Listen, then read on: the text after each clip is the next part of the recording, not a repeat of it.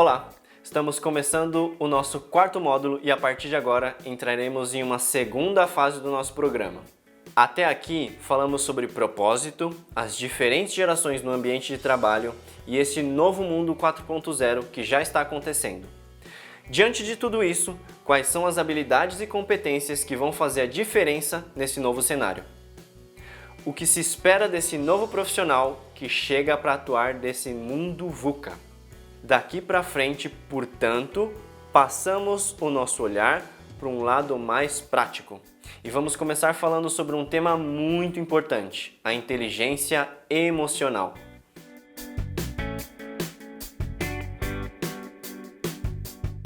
Você consegue se lembrar como reagiu da última vez que alguém te tirou do sério? Sentiu raiva e explodiu? Ficou com medo e deixou a situação passar? Ou se sentiu triste por estar presenciando algo desagradável? Pois é disso que vamos falar nesse módulo, como lidar com emoções e, consequentemente, com pessoas. Você sabia que cerca de 87% das pessoas são demitidas por causa de comportamento? Questões de atitude? Apenas 13% são por conta de conhecimentos técnicos e ferramentais. Esse estudo nos revela claramente que apenas conhecimentos técnicos não são mais suficientes para o mercado de trabalho dinâmico, imprevisível e complexo. Vamos para um outro dado interessante.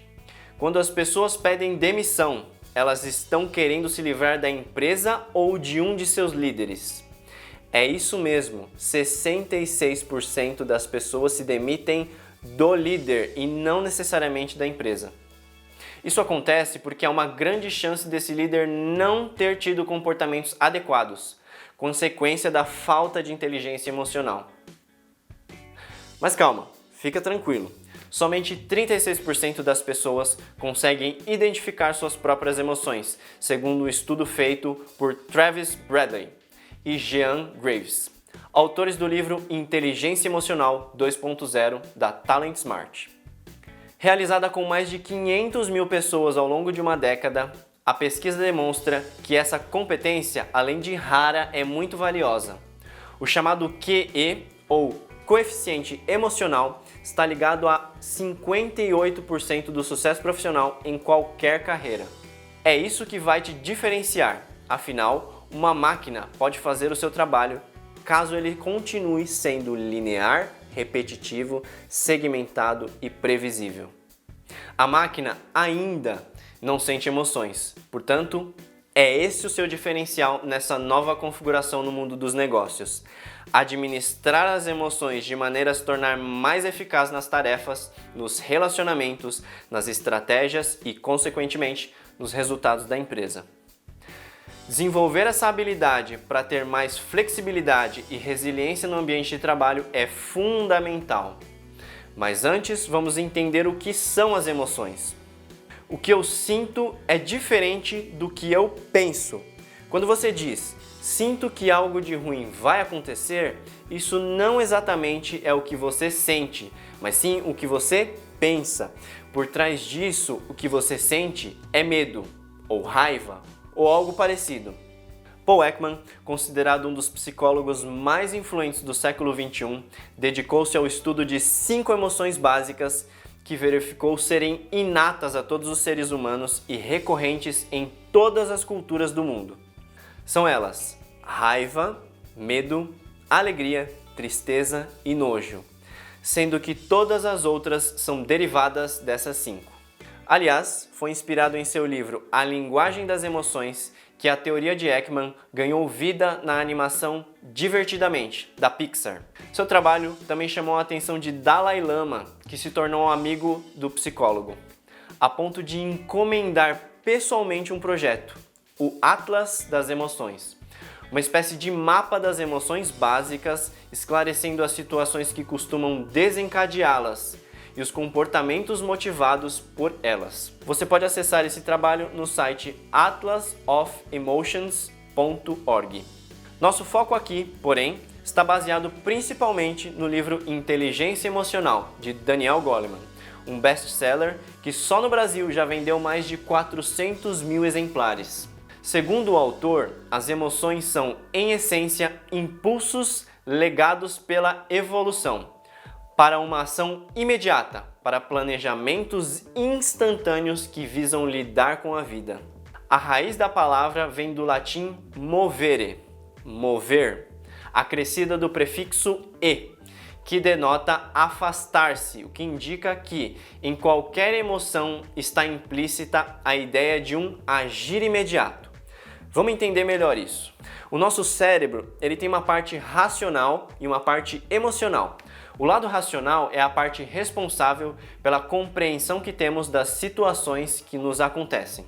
Isso de forma consciente, quando estamos atentos e conseguimos perceber e refletir sobre essas situações. Já a mente emocional foi desenvolvida em nossos ancestrais. Ou eles se alimentavam ou se tornavam alimento. Ela é mais instintiva, ou seja, muito mais rápida e automática. Quer ver só? Feche os olhos e imagine a seguinte situação. Você está numa praia paradisíaca. Você sente o sol aquecendo o seu corpo, enquanto você relaxa e ouve as ondas do mar. Você começa a sentir calor e resolve ir dar um mergulho. E de repente, lá na água, se refrescando, você vê um vulto perto de você. É um tubarão! Se você se imaginou de fato nessa situação, deve ter sentido um certo arrepio no corpo, ou alguma sensação estranha na hora que eu falei do tubarão. O que acontece no seu cérebro nessa hora? Ele comanda automaticamente todo o seu sistema. Inicia um programa complexo de ações que recruta todo o seu corpo, reagindo em uma fração de segundos num comando de fuga. Todo o seu sangue é redirecionado para as pernas e braços, para que você possa correr e se salvar o mais rápido que puder. Você fica mais pálido, com frio na barriga e até desarranjos intestinais. Sua adrenalina e cortisol são ativados, potencializando sua eficiência cardíaca. Hormônios e neurotransmissores ativam circuitos que te deixam hipervigilante, hiperfocado e hipersensível a qualquer ameaça ao seu redor. E tudo isso acontece em menos de meio segundo. A emoção é isso, esse programa cerebral que dispara ordens para todo o organismo. Temos uma estrutura no cérebro chamada de amígdala cortical, que fica no cérebro límbico. Tudo que acontece à nossa volta, aquilo que a gente vê, ouve ou sente, passa primeiro por essa amígdala. É ela que capta as emoções, para depois ir para o nosso neocórtex, que é responsável pela razão. O problema é que nem sempre dá tempo da razão chegar antes da emoção tomar uma atitude.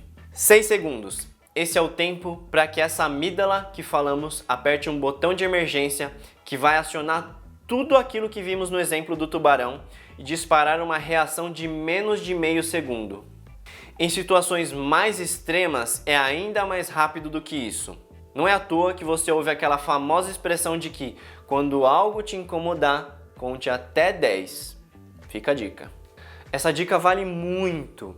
Para qualquer ação, se você conseguir segurar uns instantes antes de agir prontamente, você estará dando o tempo necessário de integrar o alarme dado pela amígdala com um planejamento racional mais refinado, tendo uma reação ou uma atitude mais adequada à situação. Portanto, é da interação entre essa amígdala, do centro emocional, com o neocórtex, do centro racional, que se trata a inteligência emocional. É nessa relação que surgirão as batalhas ou tratados de cooperação entre a cabeça e o coração, o pensamento e o sentimento.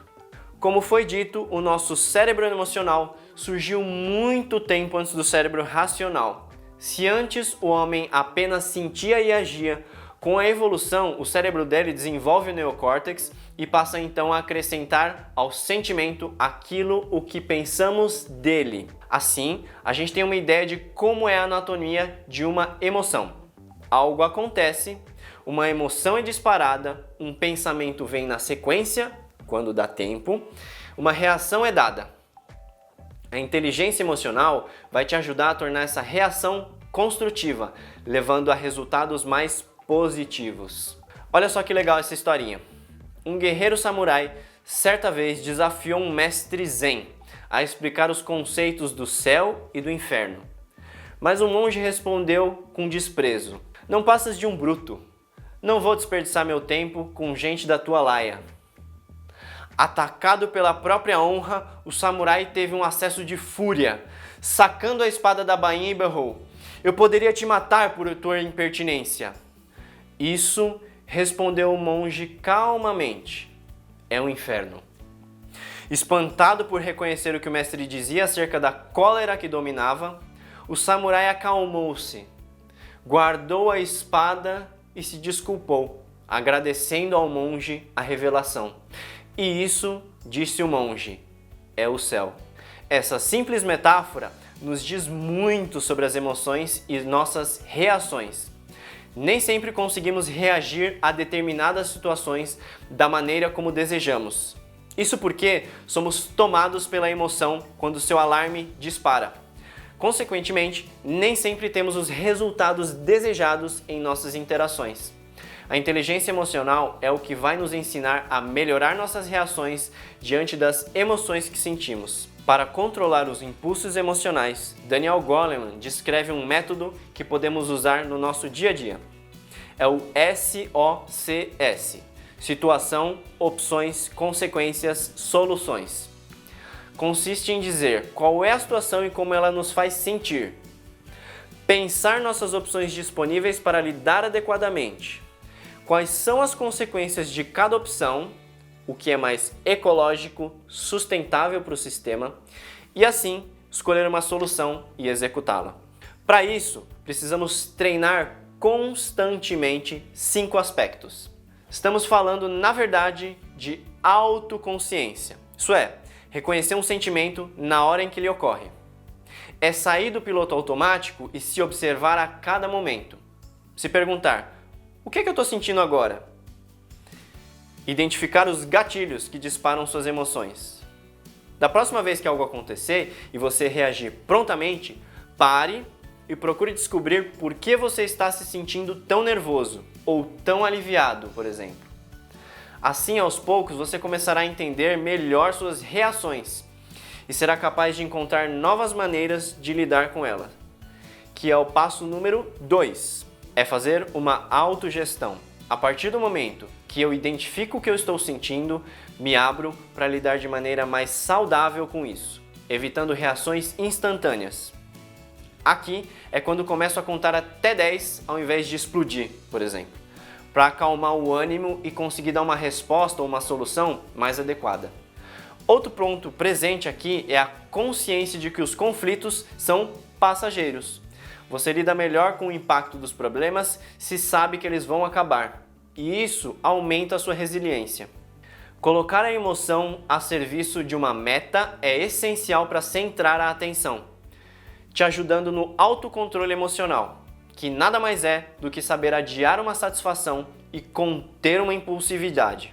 Isso está por trás de nossas realizações, e aprender a entrar em um estado de fluxo é o que nos mantém motivados e facilita grandes desempenhos.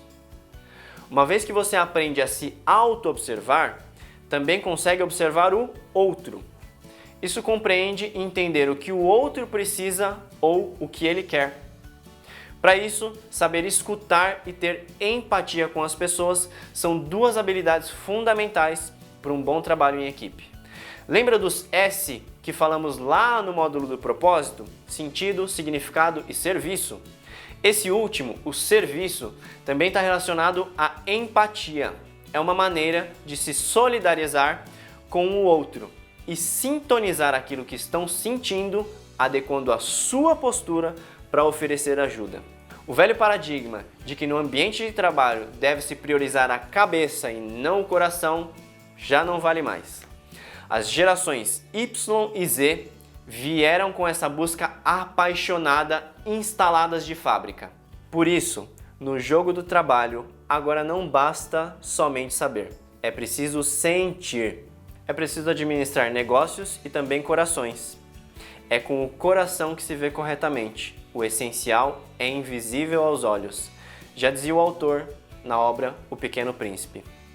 Por último, agora que você conhece melhor suas próprias emoções, lida melhor com elas, se motiva para atingir melhores resultados e consegue reconhecer as emoções nos outros, você está pronto para se relacionar de maneira saudável, que é saber lidar com as emoções dos outros.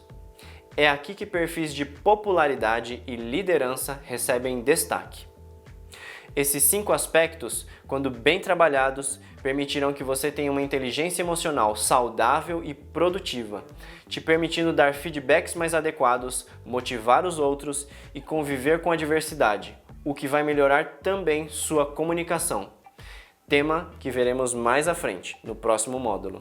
Mas antes disso, não podemos esquecer de exaltar outro aspecto importante e diretamente ligado à inteligência emocional, a intenção positiva. Ela é um dos princípios da programação neurolinguística, que diz que, em algum nível, todo comportamento tem ou teve uma intenção positiva. Por exemplo, a intenção positiva por trás de um comportamento agressivo é muitas vezes proteção. Por trás do medo, normalmente, a busca por segurança. E por aí vai. Respeitar essa intenção positiva, tanto da sua emoção como a do outro, é o que vai te ajudar a compreender os porquês e os sentidos mais profundos das reações que temos. Isso também nos leva a uma outra questão.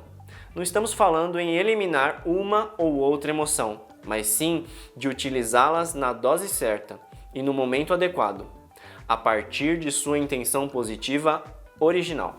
Por exemplo, ao invés de usar a raiva para reclamar, discutir, brigar, canalize essa energia que é forte para resolver a situação, propor soluções, incentivar, motivar os outros.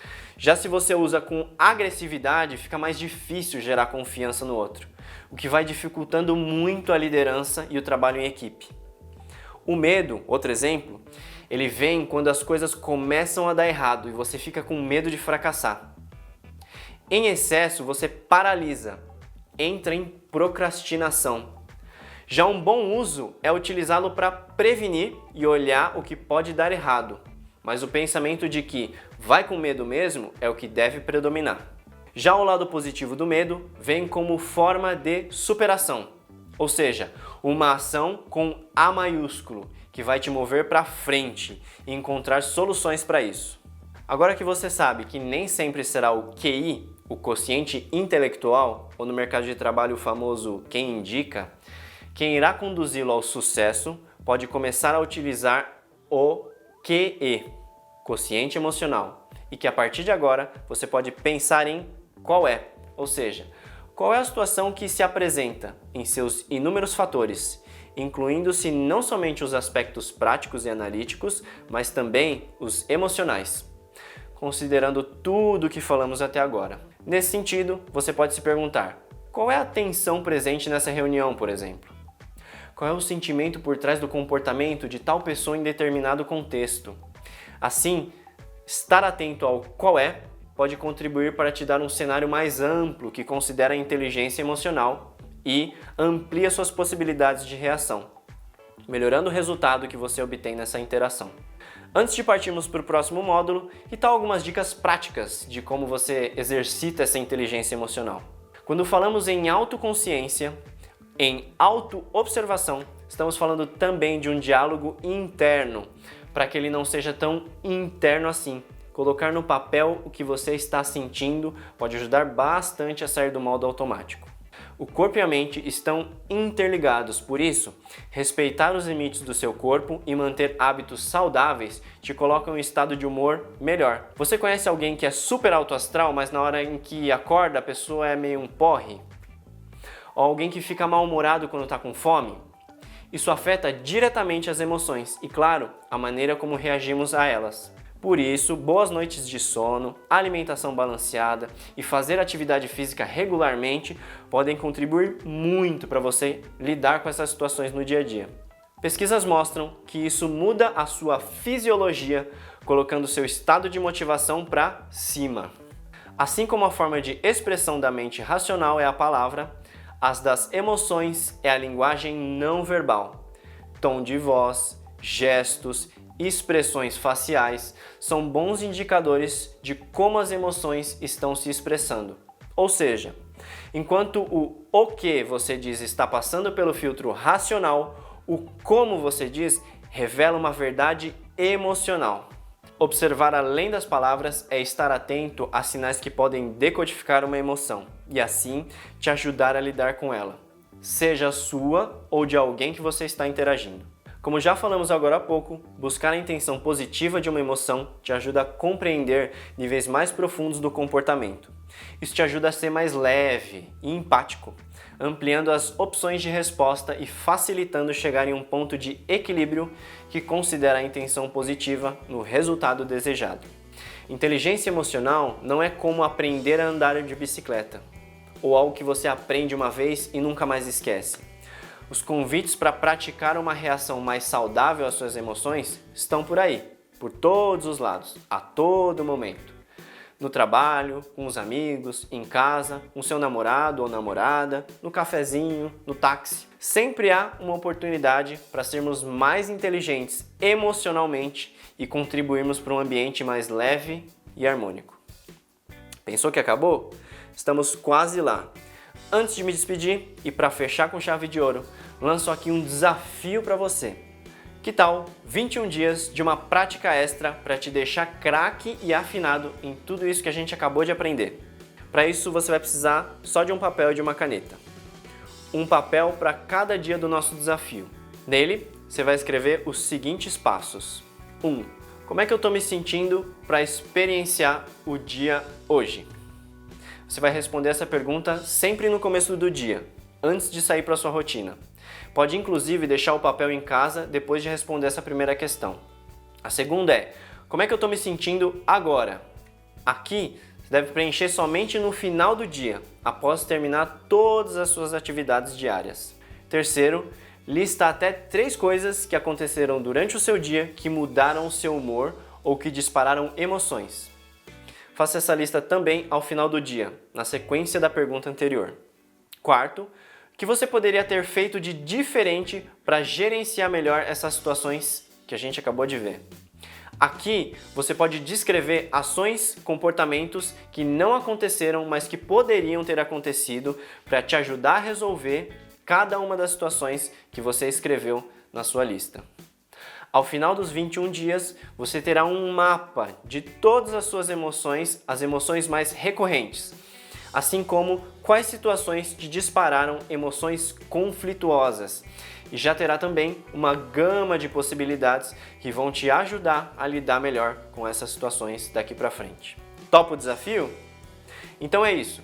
Espero você no próximo módulo, onde vamos falar sobre comunicação não violenta. Até lá!